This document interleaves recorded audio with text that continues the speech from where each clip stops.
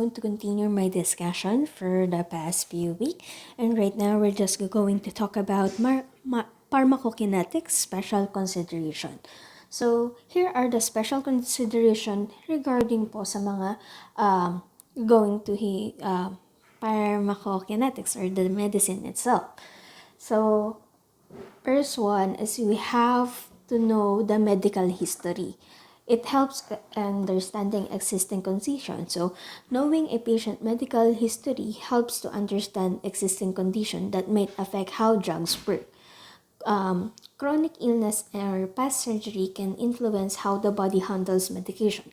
For example, sa atin po, if we already know the past history of the patient, is malalaman natin if we're going to have a precaution or kung ano yung medicine na iti-take niya. Example niyan is, ang ano natin dyan is, pag may high blood yung patient. So, alam natin na may mga certain factors tayo or mga gamot na hindi natin pwedeng gamitan or ibigay sa patient na may cause sudden effect or side effect to the patient. And then, next one is allergies. Crucial to avoid giving drugs that could cause harmful reaction. So, simply, pag may allergy po yung patient, is we have to be aware or yung awareness natin is magiging high up kasi yung pasyente is alam nating may allergies. So, this is very crucial para lang po ma-avoid po natin yung pagbibigay of certain drugs that can cause harmful effect dun sa pasyente. Example po niyan, if the patient po is parang allergic po siya sa isang gamot, is sa clindamycin. Clindamycin is a type of antibiotic. So, is a penicillin. So, hindi po natin pwedeng bigyan ang pasyente ng ganong type ng gamot. Kasi ang mangyayari nga, magkakaroon ng allergic reaction po yung pasyente dun sa gamot. And that's very harmful. And then next, we have to know the age. Different age group may need different doses. So, sinabi ko before, di ba, pag mas matanda, mas prepared ng mas mababa yung dose kasi mas matagal nag-i-stay sa kanila yung gamot. Hindi ganun kabilis ang pag-filter ng kidney ng gamot sa kanila. Not unlike pag mas bata, mas mabilis ang pag-filter ng kidney, mas mabilis po ang pag-absorb sa gamot. So, it depends sa dosage po.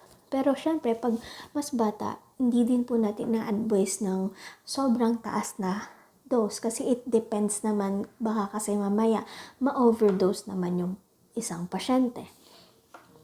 And then next is we have the sex or the biological sex of a patient. So can affect how does work in the body. So example nito, syempre may prefer din po yan kung male or female po ang magte-take ng gamot. Example is, meron pong tinatawag na pills, which is take what if the patient or the female patient has lower or PCOS. So, may mga pasyente po, they have to take estrogen, progesterone, para mag-normalize yung PCOS nila. But, in some factor is yung mga males, o sabihin na natin, is yung nasa LGBTQ++ pa, is they taking the pills so that mag-grow para sila magkaroon ng boobs, magkaroon ng female parang structure. So, syempre, di ba, hindi dapat kasi talaga tinatake ng male yun kasi ang hormones ng male is testosterone, not estrogen or progesterone. Okay, and then next one, we have to know the patient's other medication. So, knowing this, it helps to avoid potential interaction kasi may mga possible na contradicting yung mga iniinom nating gamot. That's why hindi siya pwede na pagsabayan yung mga ganon po yung example niyan. And then also po pala is this is how you can compute a contrast po sa pasyente, lalo na po pag pedya. Madalas po pedya po ito ginagamit. And madalas natin ito ginagamit sa contrast study. So example, if the patient or pedya patient is like 8 years old, and then ang kilogram natin dyan is sabihin na natin 20 kilogram. So, in some cases po is parang para makuha po ang dose ng patient na gagamitin is times 2 lang po natin. So, times 2 equals 40 dose po or mg doon po sa contrast media na ginagamit natin during contrast study. So, ganyan lang naman siya, times 2. So, it depends doon sa age and depends po sa weight ng patient. And then, we are now talking about the drug administration.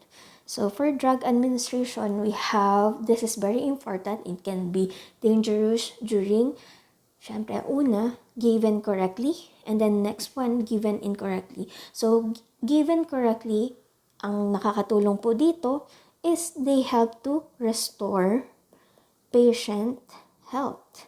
While yung incorrectly is patient's condition can be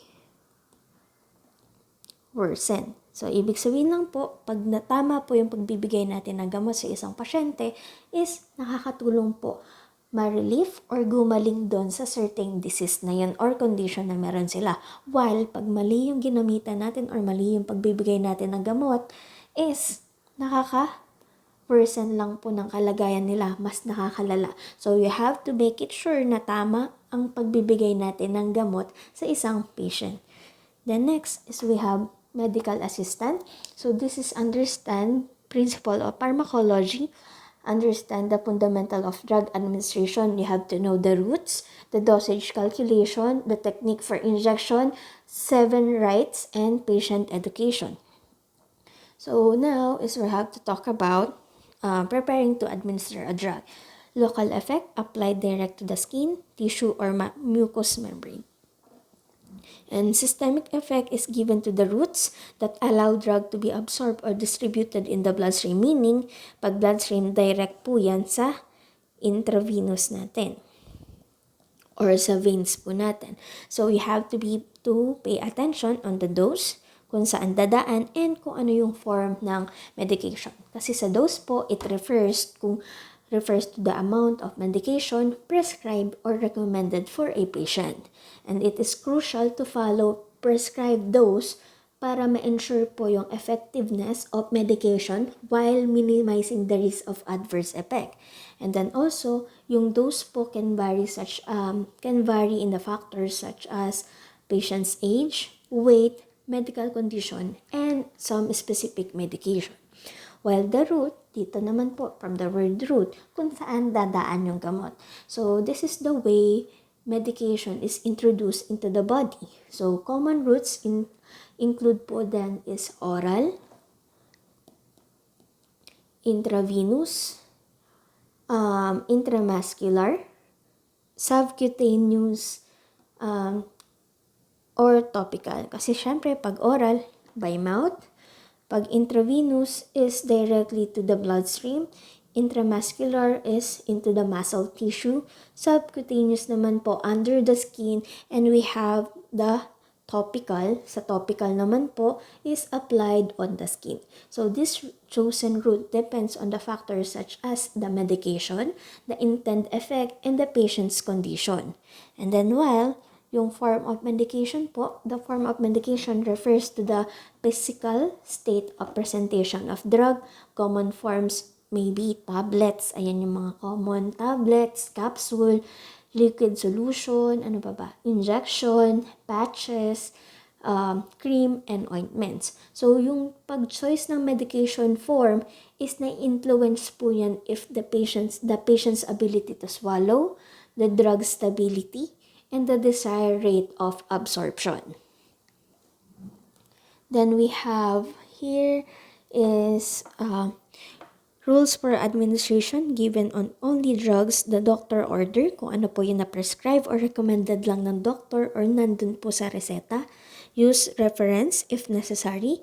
So, do not leave prepared drugs unattended and never give a drug that someone else prepared. Sa field kasi natin, pag may contrast study tayo, is nagpe-prepare tayo ng contrast o yung contrast agent natin. So, ikaw as a tech, ikaw yung magpe-prepared na yun para sa isang pasyente. So, ikaw, na-prepared mo siya, tapos, kunyari, na-toxic ka, ayan, hindi mo na nabalikan. So, yung susunod na tech na yun, hindi na po pwedeng gamitin kung ano yung na-prepared mo.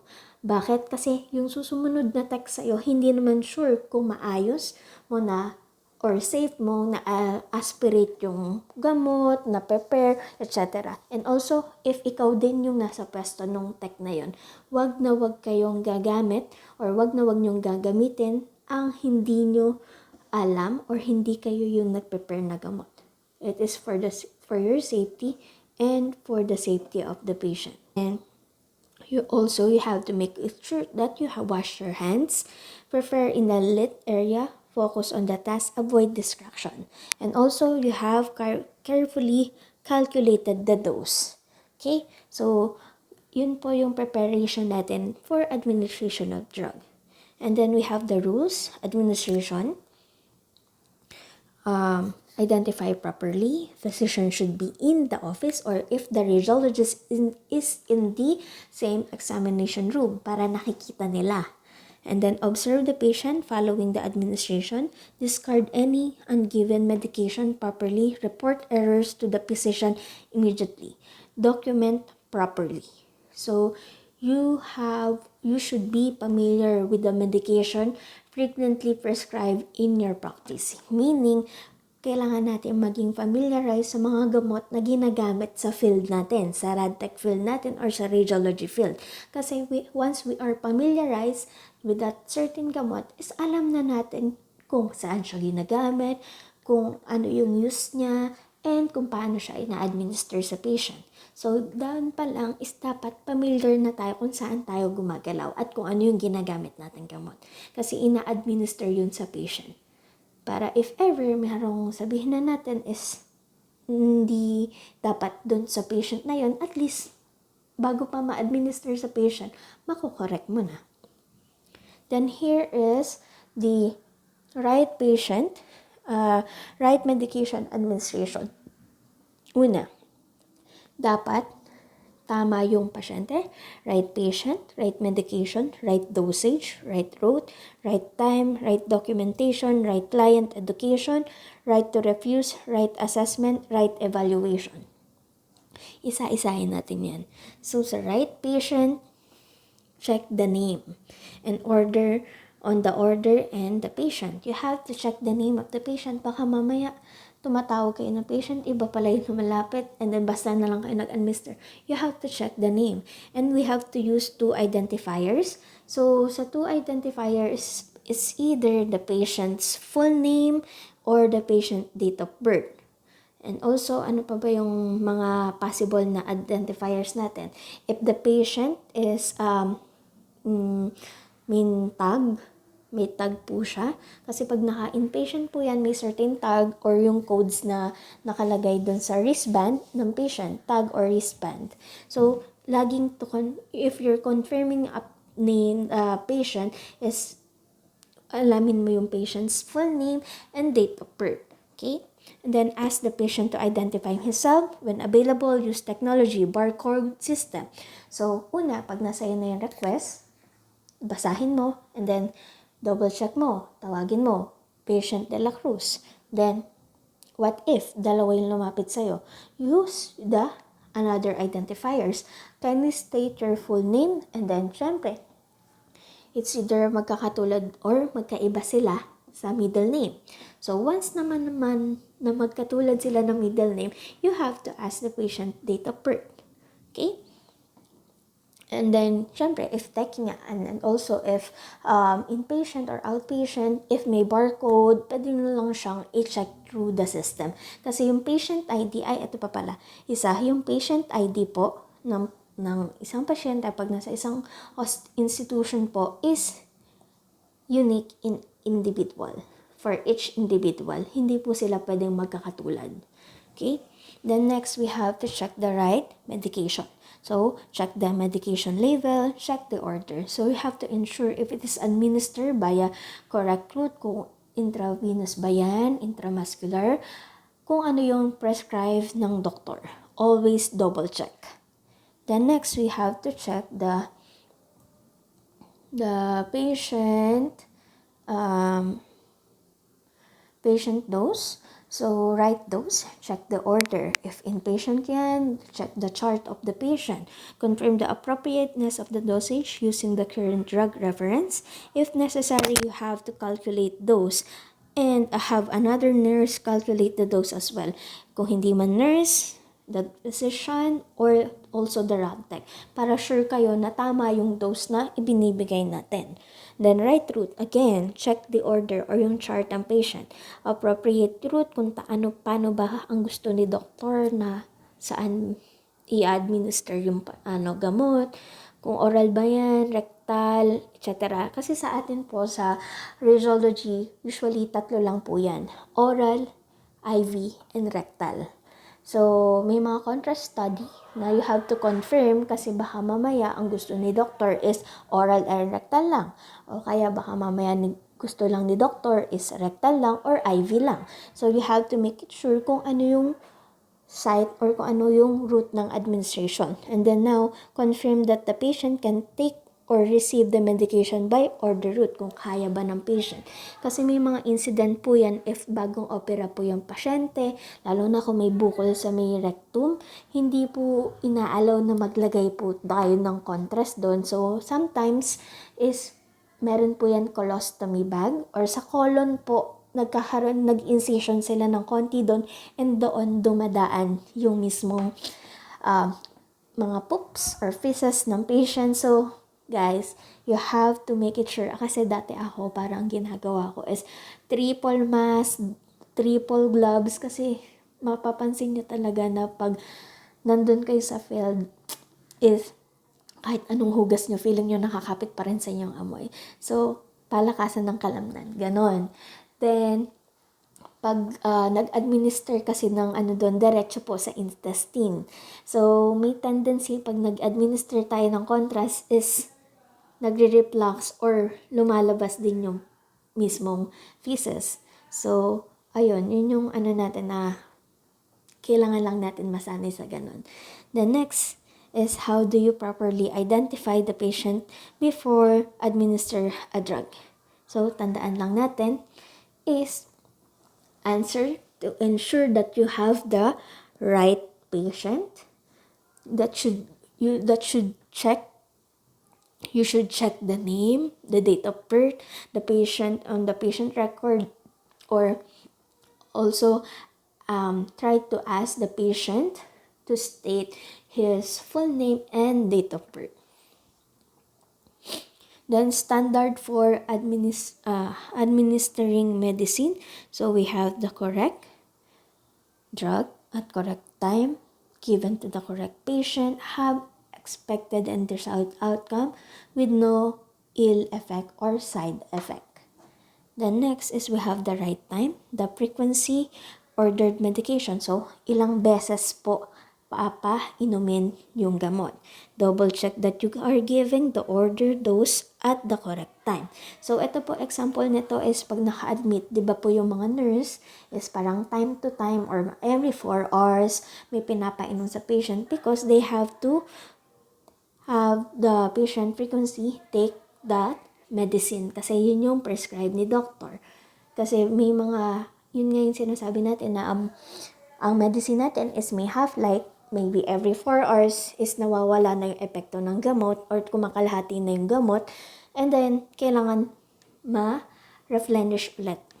Then we have to confirm when the last dose was given. Ayan yung mga dapat i-confirm. Confirm din po kasi baka mamaya kakapainom lang ng 8 p.m. tapos papainumin agad ng 9 p.m. So we have to make it sure kung anong oras yung huling nakatik ng gamot, yung pasyente, and kung anong oras ulit magbibigay ng gamot sa patient.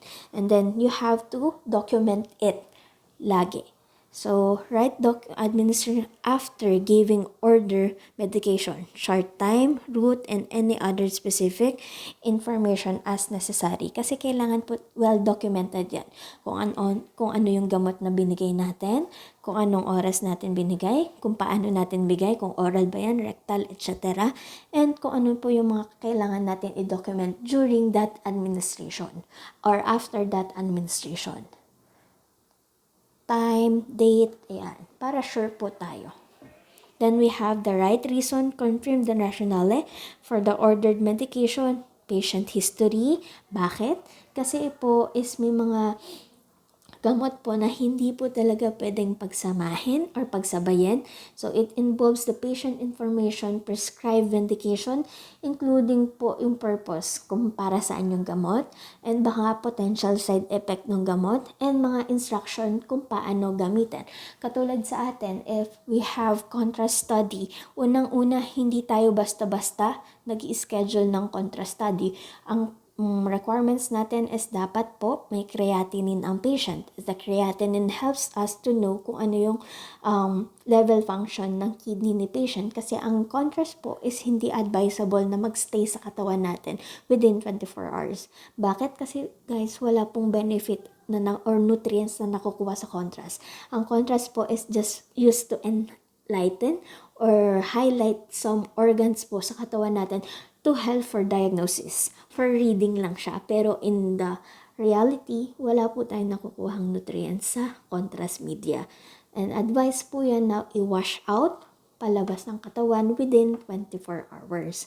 So, if you're going to have a patient po is, ayun nga, yung reason. Tapos, ang ano niyan po is mga diabetic patient, hindi po tayo basta-basta nagpapainom ng may contrast kasi baka hindi nila ma-filter out yung gamot. And also, pag nakapag-take na yung pasyente ng gamot, lalo na pag contrast, we always advise to hydrate properly para mas mabilis ma-wash out yung gamot sa katawan. And then right response, make sure that the drug led to the desired effect. Be sure to document your monitoring of the patient, any other nursing intervention that are applicable. Kasi ang ano niyan is right response po kung tama yung gamot or epekto. So baka mamaya ang ano natin, kunyari may patient is may allergy, baka mamaya ang nabigay pa natin is mas nakaka-allergy. So hindi siya yung tamang effect ng gamot na yun kasi baka hindi antihistamine yung nabigay natin. So you have to make it sure. And then we have the right assessment. So right assessment naman involves true assessment, patient's health status. Ito po is dapat makikita natin or once we administer the medication, i-consider natin na may possible na i-monitor natin yung vital signs ni patient. Kung yung current health condition niya and vital signs niya is normal, double check yan time to time once na na-administer na yung gamot. Then right evaluation, so involves the patient response to the medication after administration to determine its effect and identify kung meron pong adverse effect. So in the contrast po, kunyari mga contrast study sa atin sa RadTech field is pag na-administer na yung contrast, syempre i-monitor natin.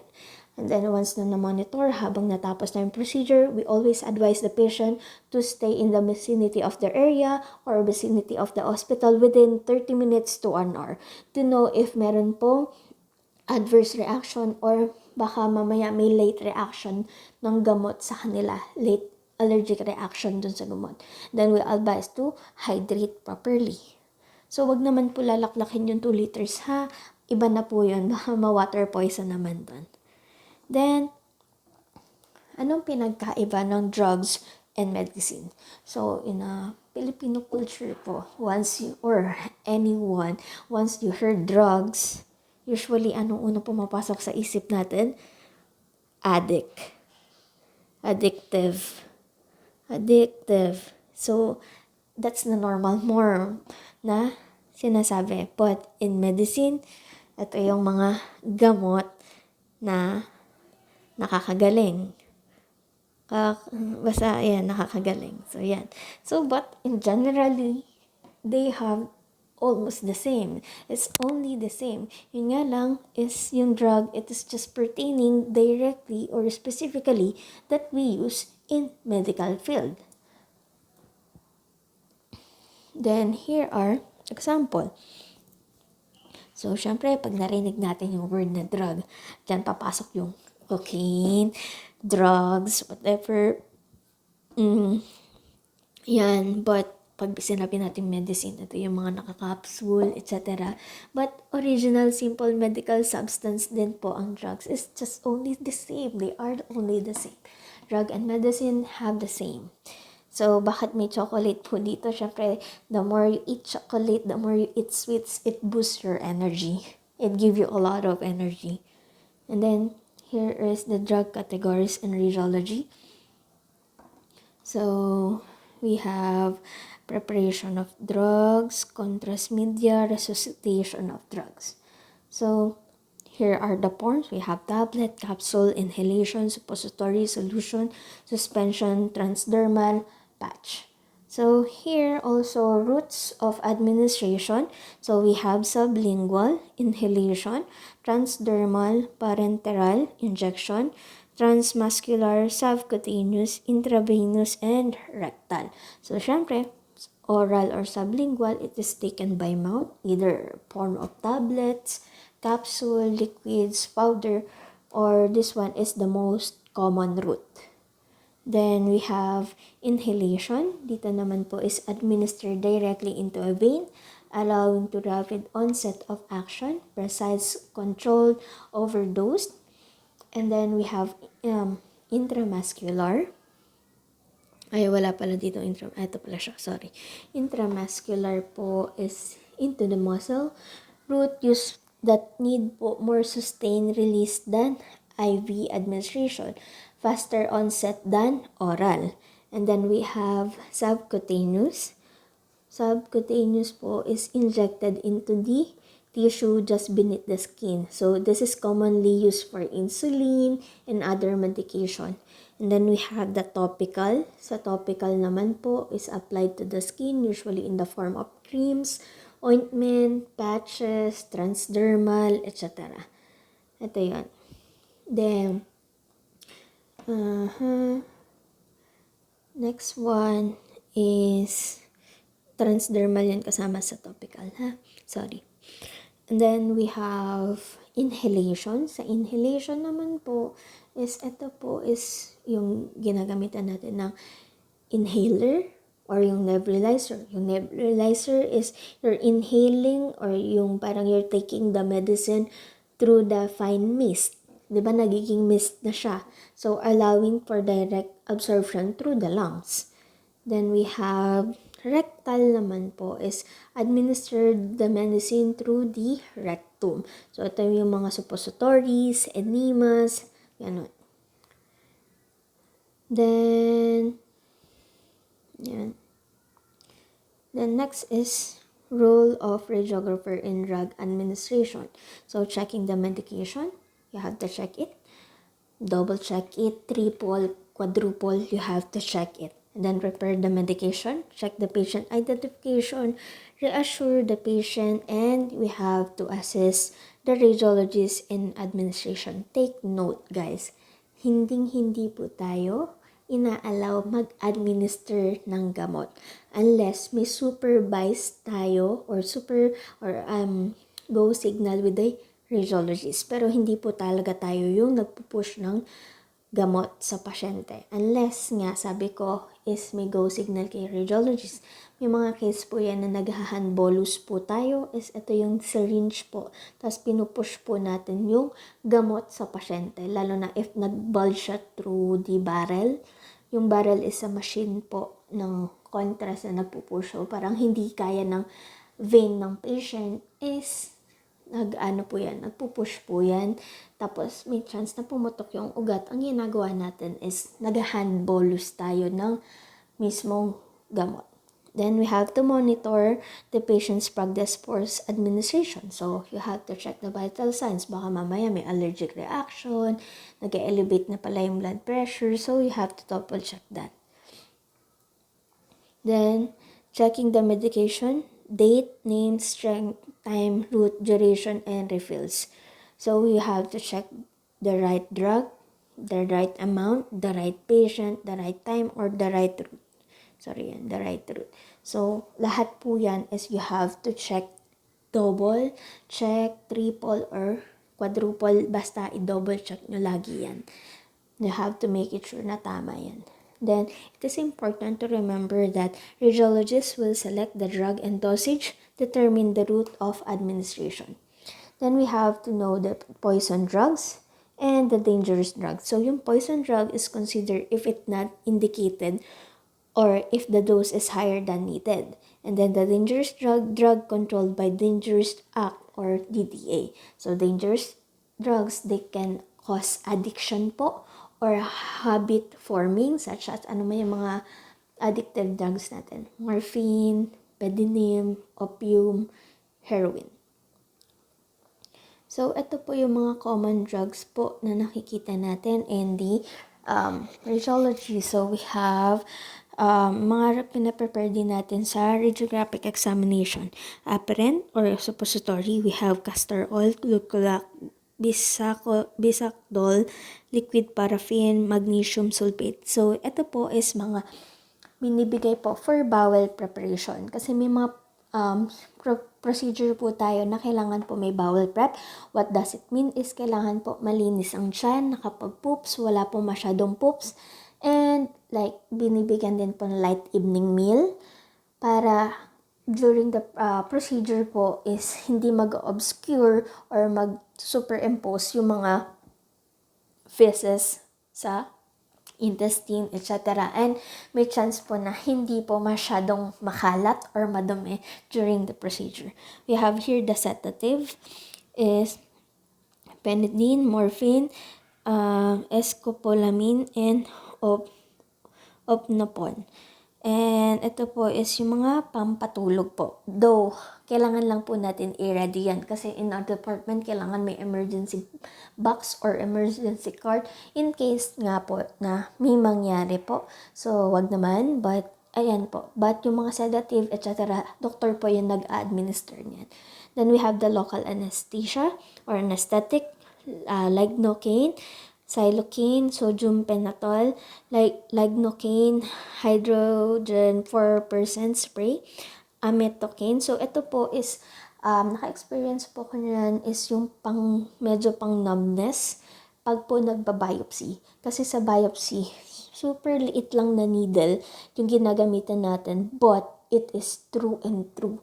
Sometimes, it beneath your skin, it is pumapasok sa loob ng organ natin. Lalo na if yung certain mass or yung certain tissue na yun is kailangan ng specimen. So, pag nag-biopsy, tutusukin yan sa loob ng katawan natin. Pero konting specimen lang yung kailangan. So, we have to use the local anesthesia para hindi po maramdaman ni patient na masakit daw. Kasi loob, as in internal po siya. And then, analgesic is Panadol, aspirin, Profen. So, pag in pain na si patient, yun nga, sabi ko sa inyo, sa biopsy, pag wala na yung ng anesthesia, is binibigyan ng pain reliever muna. And we have to double check lagi, baka mamaya is magkaroon ng pneumothorax because of that, something like that. Then, syempre, you have to clean the procedure time to time. Pagkatapos ng patient, hindi naman pwedeng hindi natin kilinin. So, we have surgical spirit, salvone, and hybitane. So, it depends naman po sa facility nyo kung ano yung i-provide. But, in general, is kailangan malinis natin yung procedure room kasi what if dumating yung unang patient tuguan. Tapos, yung second patient, alam naman hindi natin linisin. And, droplet po yun. Hindi natin alam kung ano yung bacteria or anything na nandun sa dugo na patient. And also for your safety, always wear mask and gloves during the procedure kasi po ang time po talaga nahahawakan natin si patient. Okay? Then now we have to talk about the drug categories, relevance to radiography. So we have analgesic, pain relievers, relevance to radiography. Pain management, crucial for patient, cooperation during imaging procedure. So, syempre, ito po from the wound pain relievers po is para hindi po masyadong mawala po yung pain ni patient or yung sakit during a certain discomfort po ni patient. Then we have anesthetic, induced loss of sensation, consciousness. So, yun nga yung example ko kanina. Pag mga local anesthesia is parang may numbness na nararamdaman. Hindi po mararamdaman yung pagtutusukan, etc. Lalo na mas madalas po ginagamit to sa surgery or mga dental procedure and etc.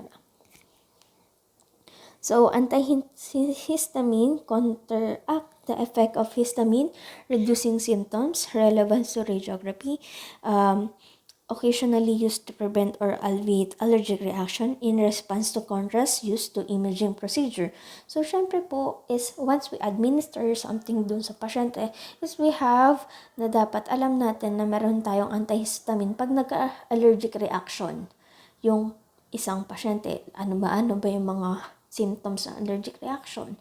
High fever, sneezing, difficulty of breathing, etc., rashes, yung mga ganyan. Then we have anti-anxiety, reduce anxiety and promotes relaxation para po pampakalma. It used for a patient na claustrophobic, yung nagwawala, yung mga umiiyak na bata, yan. So, yan natin ginagawa. Kasi may mga pasyente po na ayaw nila ng mga tight spaces. So, syempre, MRI and CT scan is normally, it can cause their panic attacks or anxiety. Then, we have anti-arrhythmic. So, stabilize heart rhythms. So, awareness of this medication is crucial. Monitoring po yung cardiac. So, dito naman po is yung arrhythmia, since this is an irregular heartbeat, so meron po dapat itong take is para mag-maintain yung normal heartbeat niya. Then we have antibacterial, it is inhibit or kill bacteria, relevance to radiography, is aware po on ongoing antibiotic treatment, ayan, yung mga penicillin, ciprofloxacin, azithromycin, ayan, yan yung mga antibacterial natin. Treat bacterial infection, classified based on their mechanism of action. So, patient with this infection may prescribe antibiotics. And then, anticoagulant, prevent blood clot formation. So, ito po naman is para po hindi magkaroon ng pamumuo ng dugo. So, ito po madalas or common pag kunyari nagbabiopsy. So, kailangan malaman yung formation ng blood thrombin time ng patient para malaman kung mabilis bang mag-heal yung sugat ng patient, lalo na kung tutusukin siya internally. So, kailangan natin na merong standby na ganyan. Kasi, ang mga example niya, heparin, ayan, kasi may have an increased risk po kasi sa bleeding, lalo na kung mababa yung thrombin time ni patient. Then we have antidepressant used to help condition like depression and anxiety by affecting brain chemicals. So, syempre, katulad din po na anti-anxiety is ito po, it helps to relax the patient, feel groggy or sedate or usually yung sa comfort ni patient, hindi magwawala. So, ayan. Then, we have anti-emetic. So, prevent alleviate nausea and vomiting, relevance to radiography, administer patient before imaging procedure involving contrast media to reduce the risk of nausea. Yung medyo nahihilo, kailangan po nahihilo, parang nasusuka, etc. Then we have antihypertensive para po sa lower yung blood pressure. And then important po nito is yun nga, sa blood pressure, especially po yung mga may problema sa puso or cardiovascular managing. So, yan.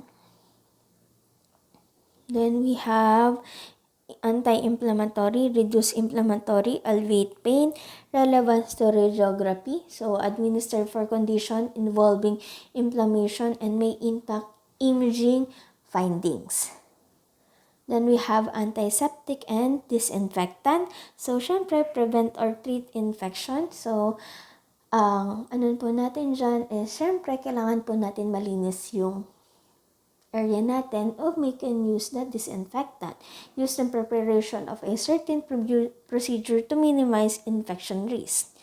Then we have bronchodilators, dilate airways to improve breathing. So, pwede po natin maano po dito yung mga inhaler, nebulizer, lalo po pag may hika yung pasyente. Then we have cathartic and anti-diarrheal. So, syempre, ito po yung parang hindi po magdudumi or pampadumi po sa patient. So, we have bowel preparation imaging po kasi yung sinabi ko sa inyo kanina, kailangan po clean yung tiyan ng patient at wala pong masyadong laman during the procedure kasi nga nag-administer tayo ng contrast, medyo nakaka-irritate kasi yun ng intestine and baka mamaya pag maraming kinain si patient, maraming lumabas, magkakalat po. So, ayan, kailangan siyang may bowel preparation. Then we have diuretics, so pang-increase po ng urine output or pampadami po. Or pag hindi urine or para po ma-reduce po yung reduce fluid retention or yung parang matira doon sa pantog po. And then we have sedative and hypotonic. So, induce relaxation or sleep, administer to anxious patient or for specific imaging studies requiring patient cooperation. So, syempre, yun nga po is pag sedated po yung patient, hindi na po siya magwawala. Syempre, hindi po natin pwedeng instructan unless nga po maayos pong kausap si patient. So, kung hindi maayos, nagbawala, etc., sinesedate po ang patient for magawa po yung procedure. And we have vasodilator and vasoconstrictors, dilate or constrict blood vessel. So, may use in cardiovascular imaging to optimize vascular visualization. So, next is, please listen to this.